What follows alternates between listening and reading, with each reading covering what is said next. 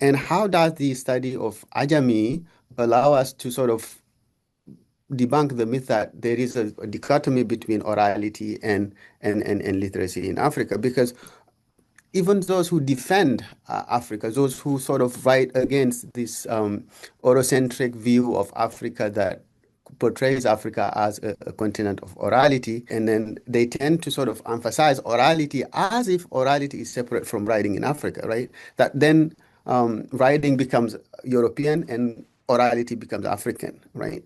And that kind of creates this dichotomy. Could you also speak a little bit more about that when you sort of give us a portrait of the different script and how rich actually a written tradition Africa has?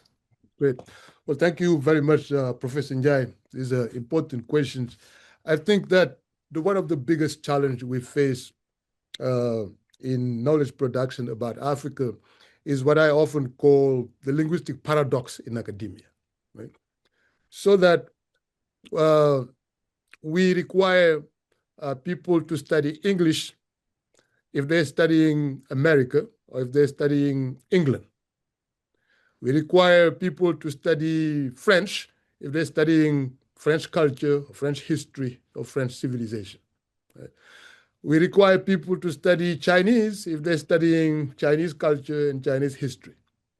But there is no such requirement in academia for people who are studying Africa.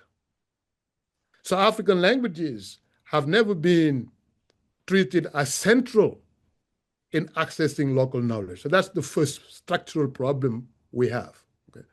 And that's one of the reasons why these sources of knowledge have been completely excluded from knowledge production about Africa. And I should note that, in fact, the conversations about Ajami and Arabic script does not mean that all scripts that are used to produce important sources of knowledge are only Arabic based. Of course, we have, for example, Ge'ez in Ethiopia. In other parts of Africa, we have other scripts like Bamung, the Bamung script, for example, in Cameroon. Okay. In the Mande area now, we have, for example, Dunko script, which is also used as a way to actually unite the larger traditional Mande society. Okay. There are many scripts that have, and then there's another one that I think is probably the most fascinating one that remains under research, a chromatographic writing system, a writing system that's based on color and shape.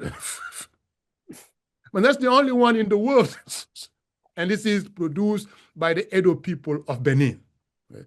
And so the point is, besides the Ajami and Arabic, there are other important sources of knowledge about Africa that remain unexplored and unstudied because of the legacy, the intellectual dependency and assumptions that literacy began in Africa with the arrival of Europeans. Okay? So that's the biggest problem.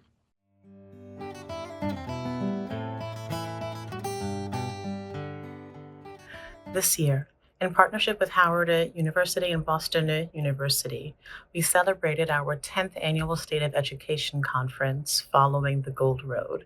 Our wonderful speakers guided us through the medieval kingdoms of Mali, Ghana, and Songhai, and we all emerged ever the richer because of the knowledge that they shared with us.